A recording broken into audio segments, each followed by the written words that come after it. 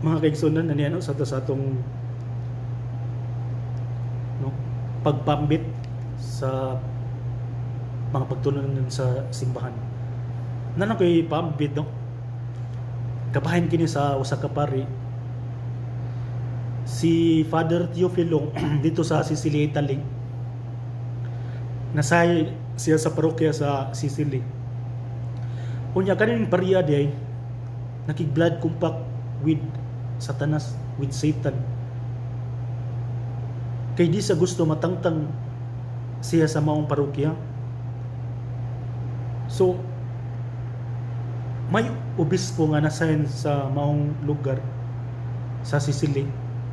Unya ang maong obispo tingala pagayo ug naduduhaan siya.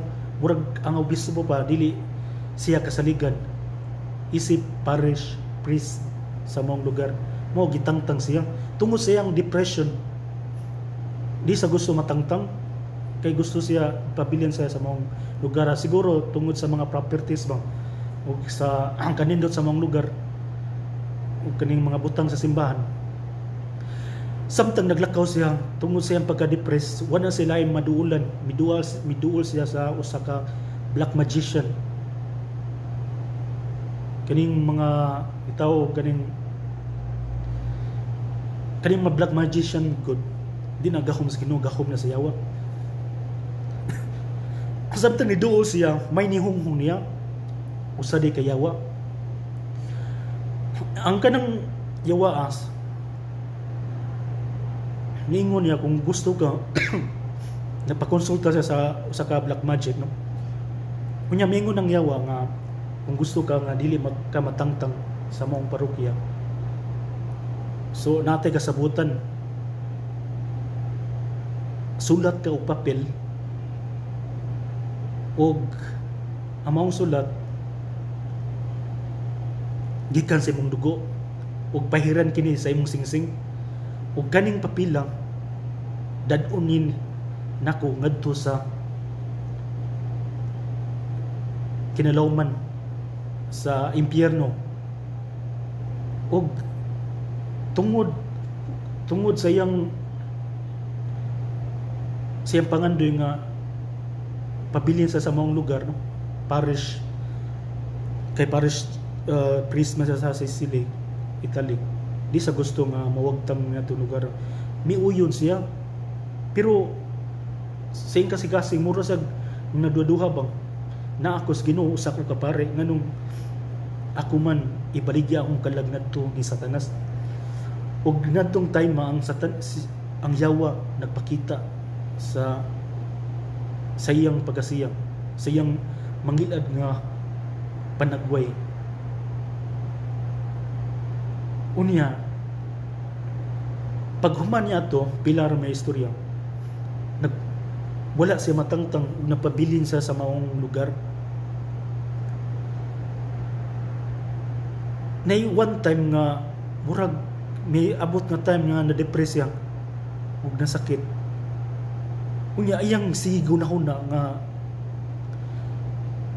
once delikado nga mamatay ko nga sigurado akong kalag maimpyerno kay nami kasabutan sa yawa. Depressed na kayo siya, nahadlok na siya. Wala sa kay bawon sa iyang buhaton. Nagampo siya ni Birhen Maria nga pila ka adlaw nga nangayo sa pasaylo sa Ginoo nga Lord pasaylo ako sa akong mga sanga nakig uyon ko sa yawa nga ibaligya ang akong kalag ngadto niya aron lang dili ko mawagtang ning parokyahan. Siguro dili sa dunggon sa Ginoo ang iyang mga pagampo. May abot nga time nga nagrosaryo siya, nagampo sa ni Birhen Maria ni Mama Mary na pasayloon punta siya sa Ginoo kaya pit naman siya mamatay. Unyang one time ang Birhen Maria nagpakita kaniya. Pagpakita ni Birhen Maria gikasab-an siya mingon si Mama Mary nganong gibaligya man ang imong kalag ni Satanas nganong naamoy kasunduan sa tumang hangyo sa pari ni Birhen Maria sige mingon si Mama Mary nga ako kini ipaabot sa akong anak.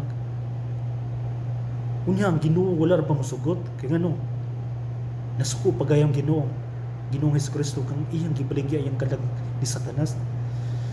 Unya tungod lagi naluoy si Birhen Maria sa moong pari, miadto si Birhen Maria sa impyerno aron pagkuha sa moong sinulat. Unya sa pagkuha sa maong sinulat, dako kayong pasalamat sa pare. Unya ang yawa wala kay bawon sa buhaton, nagpakita kanyang yawa sa tumang kasuko. Nasuko pagayong yawa gikuha nining bayhana ang papel sa kasabutan nga iyang ibaligya ang kalag ug adto siya sa hudno nga kalayong wala katapusan. Unya wa mahimo ang yawa kay birhen inahan mas Ginoo. Dako kayo yung pasalamat ni Birhen Maria kay ngano napasaylo siya, nadawat niya ang tanang mga sakramento sa simbahan aron lang siya napasaylo sa Ginoo ug dili itambong ngadto sa kalayo sa impyerno. Nindot kayo nga istorya mga kigsunan. Si Birhen Maria, this is a true story, this is not a folklore.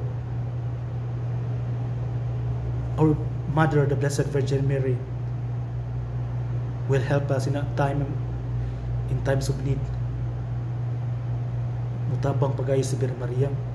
Grabe ang pari, itabangan ni Birhen Maria, nasuko mayong Ginoo nga dili unta niya pasayloon, pero tungod sa inahan sa Ginoo napasaylo ang iyang mga sala diya sa mga sakramento ug iyang gi-renounce ang maong blood compact between sa yawa sa mong pari. Mo na dako kayo pasalamat kanunay ta magampo sa Santos Carosaryo kay si Birhen Maria mutabang pagayo kanato panahon sa kamatayon. Pumpa sa mga santos, libo kalibong mga yawa muatang ka nato ug gusto dadto nato kalag ngadto sa impyerno. Ug kung ikaw mampun sa Santos nga Rosaryo, Chaplet of the Divine Mercy, sigurado tabangan ka ni Birhen Maria ug kaluyan ka sa Ginoo. Mo niyang istorya nga makapadasig sa atong kalag. Una pasalamat ta kayo ni Birhen Maria ay kay tungod niya